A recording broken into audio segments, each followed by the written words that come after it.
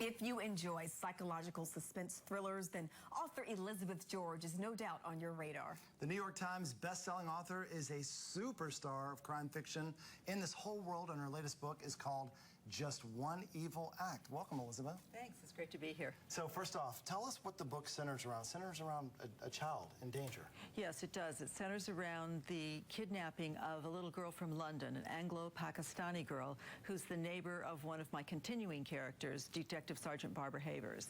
She is actually taken by her mom from London, and so because it's a legal act, there's nothing that the police can do.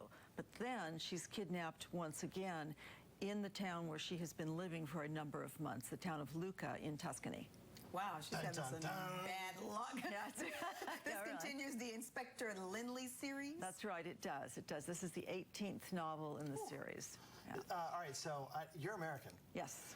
You write a lot of novels based in England. All my novels, my adult novels, are all set in England. I have a young adult series set on Whidbey Island in Washington, but yeah. So there's a fascination there with England, but I have a really weird, random, specific question about, so you put out your version here in America. When you put out your version in England for people from the UK, do you have to change a lot of the words, like honor, or center, or mom? No, because the spelling is, well, first of all, the spelling is all British in both books. Okay. And the terms are all British terms, so I don't translate the British into American English. I just leave it the British English. You so they're completely pretty much immersed yourself into this character. Yeah. That's part of the fun of writing them. And ever since I was young, I really loved England and loved the cultural differences. You know, the two countries separated by the same language.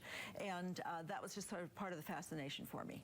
So most of your works have been picked up by the BBC and filmed. Will this one be as well?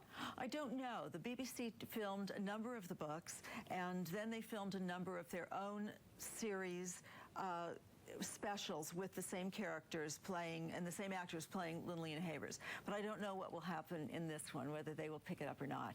So when fans come out to meet you at the book signings, like tonight you're going to be at Quail Ridge and Raleigh at 7:30, what is their emotional connection to the characters in this book? Because it's been so many different stories.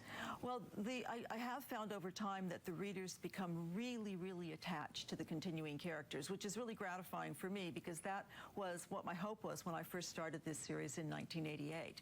So when something unusual happens to the characters, for example, one of the continuing characters was murdered a few books ago, and readers had a difficult time with that, and some people went through a serious grief session as a result because they become quite fond of the character. It's like mourning the loss of a family member. Exactly. So if there are any new readers to your works, would you suggest they start back at the beginning, or can they pick up with Just One Evil Act? No, I think they can pick up with Just One Evil Act because the beauty of the books is that while they can tell a continuing story in the lives of the continuing characters, each book is a standalone novel as far as the crime is concerned.